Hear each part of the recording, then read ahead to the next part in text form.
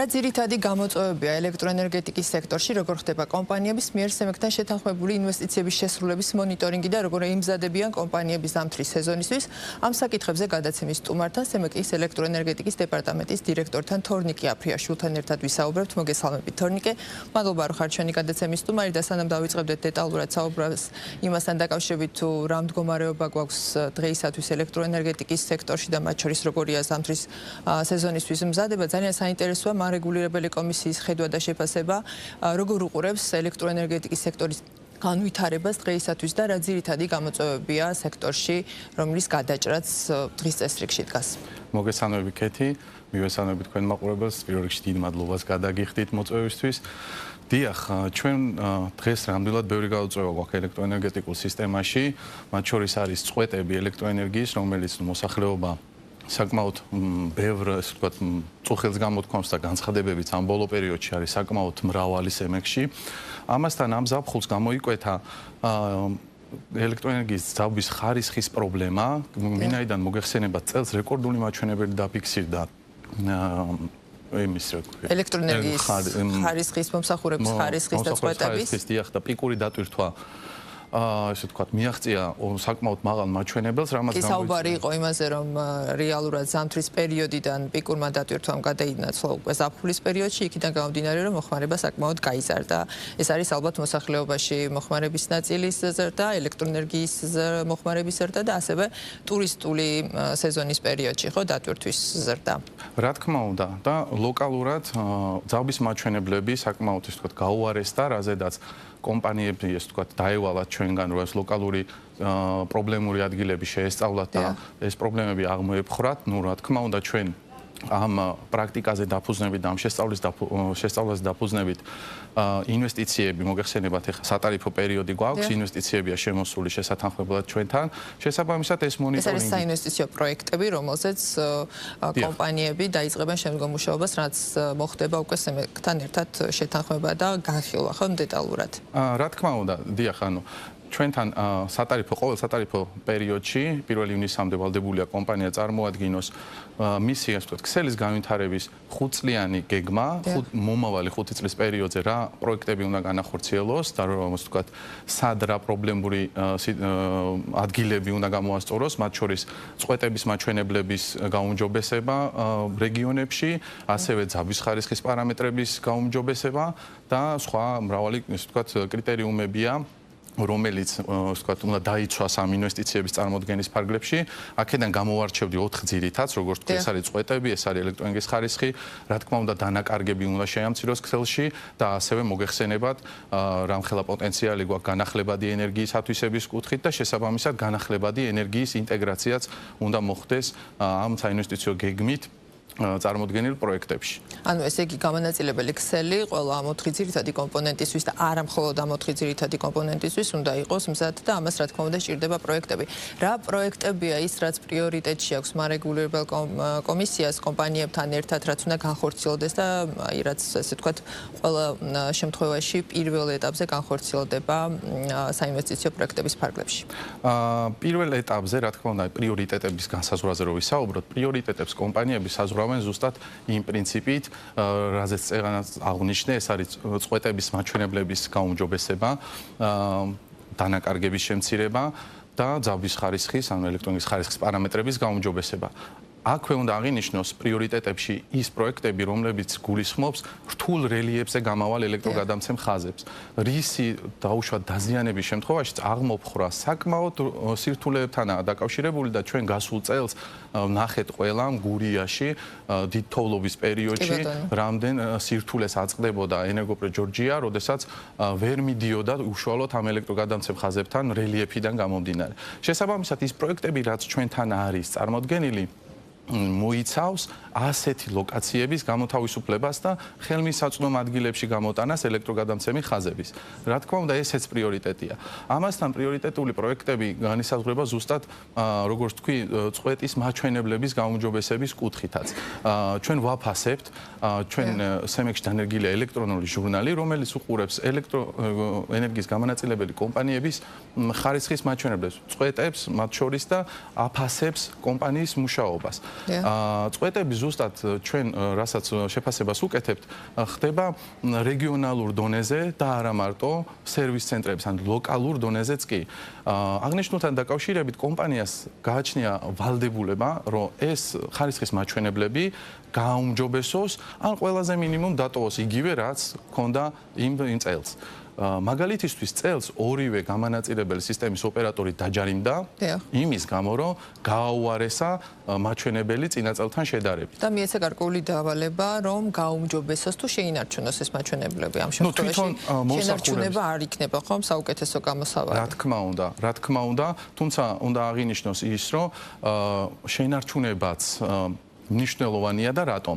ჩვენ კომპანიას უკონტროლებთ ეს მონიტორინგს უწევთ არა მარტო ავარიულ წვეტებს, არამედ მის გეგმიურ გამორთვებსაც. მისთვის არასაპატიოა გეგმიური გამორთვებიც. რადგან მოსახლეობაში ნაკლები დისკომფორტი შეიქმნას და კომპანიას ჰქონდეს მეტი мотиваცია, რომ ნებისმიერი სარემონტო თუ სარეკონსტრუქციო სამუშაოები რაც შეიძლება მცირე დროში განახორციელოს და მოახდინოს ყისიერი რეაგირება დაუშვათ ან მოახდინოს ქსელის რეზერვირება, რომ დაუშვათ რაღაცა კონკრეტულ მონაკვეთს, როდესაც არემონტებს და მოგეხსენებათ, რომ ელექტროენერგეტიკული ქსელი უსაფრთხოებიდან გამომდინარე საჭიროებს გამორთვას და ძაბვის ქვეშ მუშაობა კატეგორიულად აკრძალულია, რადგან ადამიანის სიცოცხლეს საფრთხე ემუქრება, აქედან გამომდინარე ხდება წვეტა გეგმიურად, თუმცა ეს მათ არ ეპატიებათ, ესეც მიდის იმ კალათაში, რომელი კალათაც კომპანიის მუშაობის ხარისხს აჩვენებს. თუმცა გეგმური სამუშაოების შესრულება ალბათ საჭიროა იმისათვის, რომ ქსელის რეაბილიტაცია მოხდეს გარკვეულწილად, მაგრამ მინდა დაგეთანხმოთ, რომ მოსახლეობისთვის დისკომფორტს წარმოადგენს, მაგალითად ზამთრის პერიოდში, როდესაც საკმაოდ დიდი ხნის მანძილზე, რამოდენიმე საათის განმავლობაში, დღის განმავლობაში ხდება ხოლმე გეგმური სამუშაოების გამო ელექტროენერგიის შეწყვეტა, ხო? ასეთ შემთხვევაში მარეგულირებელთან კომუნიკაციის შემთხვევები თუ ყოფილა კომპანიასა და მარეგულირებელს შორის, ვიცი რომ მოქალაქეები ხშირად მიმართავენ სემექს ამასთან დაკავშირებით და რაიმე გეგმა ხომ არ არის შემუშავებული, ან ხომ არ იგეგმება, რომ თქვათ ზამთრის პერიოდში მაინც მსგავსი ტიპის გეგმური სამუშაოები შემცირდეს მინიმუმამდე იქნას დაყვანილი და თქვათ სხვა პერიოდში სეზონის გულისხმობ მოხდეს ასეთი სამუშაოების განხორციელება. დიახ, რა თქმა უნდა, კომპანიების ძირითადი სამუშაოები წარმოებს გაზაფხული შემოდგომის დროს და მინიმალიზირებულია ისედაც ზამთრის პერიოდებისთვის. თუმცა თუ რამე აუცილებლობა არსებობს ამის და არის გადაუდებელი სამუშაოები ჩასატარებელი, რა თქმა უნდა, რთულია ეს სამუშაოები დაუშვათ გაზაფხულისთვის ან ზაფხულისთვის გადაიდოს და საჭიროებს დაუყოვნებლივ რეაგირებას. აქვე უნდა გავითვალისწინოთ მესმის და ჩვენ ბოლო პერიოდში საკმაოდ მაღალი მომართვიანობა გვაქვს მომხმარებლების მხრიდან, როგორც გეგმიურ ისე არაგეგმიურ წვეტებზე, თუმცა რახან გეგმიურზე ვსაუბრობთ, გეგმიურ წვეტებს გაუსვამ ხაზ და მესმის მათი დისკომფორტის, რადგან ჩვენ ისტორიულად მაღალი ინვესტიციები ან მაღალი ოდენობის ფინანსურ ნაწილში გულისხმობ და ასევე პროექტების რაოდენობაში ისტორიულად ყველაზე დიდი ასე ვთქვათ დრო გვიდგას, ვინაიდან 2024-ში, 2025-ში ორივე კომპანიისთვის განისაზღვრა გაორმაგებული მაჩვენებელი. როგორც თანხობრივად, ისე პროექტების კუთხით.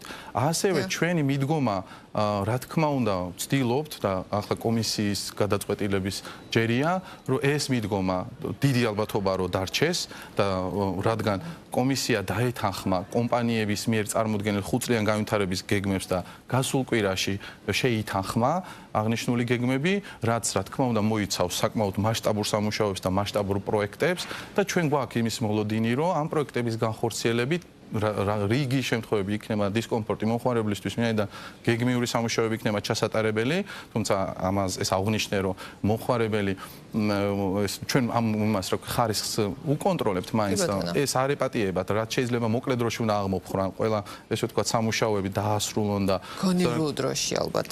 რა თქმა უნდა, მოკლე დრო შეიძლება ჩემთვის 1 საათი იყოს, მაგრამ 1 საათში ვერ შესრულდეს ის სამუშაო. რა თქმა უნდა, თუმცა აქვე უნდა აღნიშნო ის, რომ მომსახურების ხარისხის წესები სტრუქტურული ანუ რითაც ხელმძღვანელობთ ჩვენს და კომპანიებიც უსაზღვრავს იმ ვადებსაც, იმ დროსაც, იმ მაქსიმალურ სამუშაოების ჩატარების დროს არის განსაზღვრული 6 საათი მარტივი სამუშაოებისთვის, 12 საათი რთული სამუშაოებისთვის, მაგრამ მას მაინც ანუ კომპანიას გულისხმობ, მაინც დასაბუთება უწევს კომისიასთან, რატო დაჭირდა ამდენი დრო რაც კონკრეტულ სამუშაოს ჩატარებისთვის.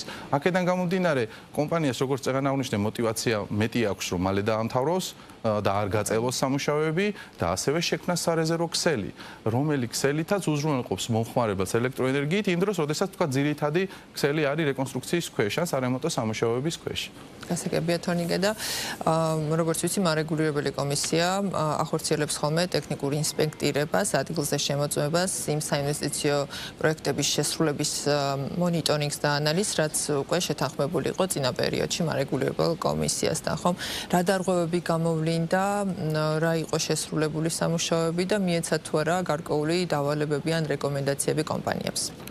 დიახ, ჩვენ ნამდვილად ვახორციელებთ მონიტორინგს, დღესაც გასულია მონიტორინგის ჯგუფი ქსელში და იკვლევს, ვთქვათ, განხორციელებულ საინვესტიციო პროექტის შესახებ, ვთქვათ, სწავლობს, რამდენად შესაბამისობაშია პროექტთან, რამდენად შესაბამისობაშია სტანდარტთან, ირღვევა თუ არა უსაფრთხოების წესები და ასე შემდეგ. პირველ რიგში უნდა აღინიშნოს ის გარემოება, რომ ჩვენი მონიტორინგის ჯგუფის დადებითი დასკვნის შემთხვევაში აისახება ესა თუ ის აქტივი, რომელიც ეს ვთქვათ ინვესტიციის ფარგლებში განახორციელა კომპანიამ ტარიფში.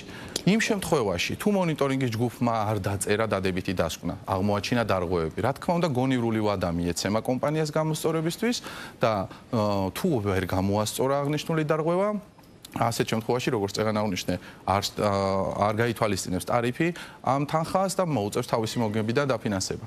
მეორეს მხრივ, როდესაც მონიტორინგის ჯგუფი ადგილზე გამოავლენს ისეთ შეუსაბამობას, რომელიც ადამიანის სიცოცხლეს საფრთხეს უქმნის, ან მომსახურე პერსონალს, ან უბრალოდ მოქალაქეს, ასეთ შემთხვევაში კომისია საკმაოდ კაცრია და კომპანია ჯარიმდება უმაღლესი, ვთქვათ, ფინანსური მაჩვენებლით, რაც გვაქვს, ვთქვათ, დადგენილი სანქციების წესით და ჩვენ გვაქვს მსგავსი ტიპის პრაქტიკა უკვე ვინაიდან გასულ წელს აღმოაჩინა მონიტორინგის ჯგუფმა საკმაოდ სერიოზული დარღვევები ერთ-ერთი გამანაწილებელი კომპანიის ქსელში და აღნიშნული კომპანია დაჯარიმდა კიდეც ამის გამო. და ჯარიმა რამდენად ეფექტიანი იყო, ანუ გამოსწორდა თუ არა შემდგომ მდგომარეობა, რეალურად ჩატარდა თუ არა ის სამუშაოები, რაც გამოასწორებდა იმ დაფიქსირებულ ხარვეზებს?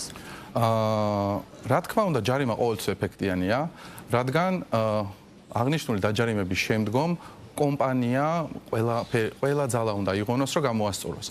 ვინაიდან თუ მონიტორინგის ჯგუფი განმეორებით ჩავა თუ არა და ნამდვილად ჩავა შესამოწმებლად, და აღმოაჩენს, რომ არაფერი არ არის გაკეთებული და არ არის გამოსწორებული, ამ შემთხვევაში ჯარიმის ოდენება ორმაგდება. და ამ დროს უკვე როგორც წეგან აღნიშნე, სატარიფო პერიოდში ვართ, უკვე ფაქტობრივი შესრულების დადასტურების პროცესი მიმდინარეობს. აქედან გამომდინარე გამოვა, რომ ის თანხა, რაც გაიღო იმ უშუალოდ პროექტის შესრულების ნაწილში, მოუწევს თავისი ჯიბიდან დაფინანსება და სრულად თავისი მოგებიდან დაფინანსება. ამასთან მონიტორინგთან მიმართებაში ჩვენ ასევე ვავალებთ კომპანიებს, რომ დაიქირაონ ექსპერტები და საექსპერტო დასკვნები მოგვაწოდონ ჩვენს მიერ შერჩეულ პროექტებს. ექსპერტის მიმართ არის დასმული რამოდენიმე შეკითხვა, როგორც ეს თქვა, ჩვენი მონიტორინგის ჯგუფი მუშაობს ზუსტად მაგ პრინციპის შეკითხვებია, ეს არის პროექტთან შესაბამისობა, სტანდარტებთან შესაბამისობა და რა თქმა უნდა ფინანსური შეფასება, ანუ რამდენად ეს თქვა ღირებულება შესაბამისია საბაზრო ღირებულებასთან დღევანდელ დღეს. თუმცა უნდა აღვნიშნო, რომ ჩვენი მონიტორინგი ახორციელდება იმ შემთხვევაშიც, როდესაც ექსპერტიზა უკვე ჩატარდა, მაინც ჩავდივართ, თქვათ, ადგილზე, ვსწავლობთ კონკრეტულ ინვესტიციას და ასევე სამწუხარო იმ ამბავი რაც მოხდა, აღმოჩნდა ერთ-ერთმა საექსპერტო ორგანიზაციამ დაწერა დადებითი დასკვნა ისეთ ვთქვათ პროექტზე, რომელიც იყო შეუსაბამო საქართველოში მოქმედ სტანდარტებთან, როგორც წეგან აღნიშნე, აღნიშნულის გამო კომპანია დავაჯარიმეთ ჩვენი ლიცენზიატი, ხოლო რაც შეეხება თვითონ უშუალოდ იმ საექსპერტო ორგანიზაციას, ჩვენ მივმართეთ აკრედიტაციის ეროვნულ ცენტრს, რაზედაც მათ მადლობა, ძალიან მყისე რეაგირება მოახდინეს და მათ ჩამოართვეს ეს აკრედიტაცია და შესაბამისად ეს ორგანო აღარ ეწევა ამ საექსპერტო საქმიანობას. გასაგებია და იმედია ერთადერთი შემთხვევაა, მსგავსი შემთხვევებსაც კი არ გქონია. და თორნიკე აუცილებლად მინდა გითხოთ ჩვენი საუბრის ბოლოს რამდენად მომზადებულები არიან კომპანიები თქვენ კი საუბრეთ როგორც ინვესტიციებზე, როგორც განსახორციელებელ თუ განხორციელებელ პროექტებზე ზამთრის სეზონისათვის რამდენად მზად არიან კომპანიები იმისთვის რომ მომხმარებლებს მოსახლეობას კონდეს საიმედო უწყვეტი ელექტრომომარაგება და ხარისხიანი რა თქმა უნდა. დიახ, როგორც წეგან აღნიშნე 2024-25 საკმაოდ ინტენსიური სამუშაოები ატარეს კომპანიებმა და ასე თუ ისე იმაზე მეტად მზად ვართ, ვიდრე გასულ პერიოდში ვიყავით მზად.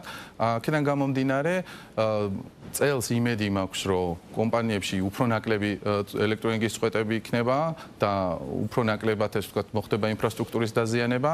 მათ მიერ მოწოდებული ინფორმაციის თანახმადაც გაცილებით მეტი მზაობა აქვთ, ვინაიდან გამოცდილება მაინც თავისაშვება, ყოველწლიურად რაღაც ისეთი სიტუაცია იქნება ქსელში, რაც დამატებით გამოცდილებას ძენს მათ, ასევე უნდა აღინიშნოს, რომ ბევრი ინვესტიცია უკვე განხორციელდა, ეს რაღაც პრობლემური მონაკვეთები ასე თუ ისე გამოსწორებულია უკვე და შესაბამისად მოლოდინი გვაქვს უკეთესი, ვიდრე იყო გასულ ან კიდე უფრო წინა წლებში. გასაგებია, ძალიან დიდი მადლობა მოწოდებული ინფორმაციისთვის და გისურვებთ სექტორში წარმატებებს. მაყურებელს შევახსენებ, რომ საუბრობდით თორნიკე აფრიაშვილთან ერთად, სემეკის ელექტროენერგეტიკის დეპარტამენტის დირექტორთან ერთად. გადაცემის თემა იყო ელექტროენერგიის სექტორში არსებული გამოწვევები.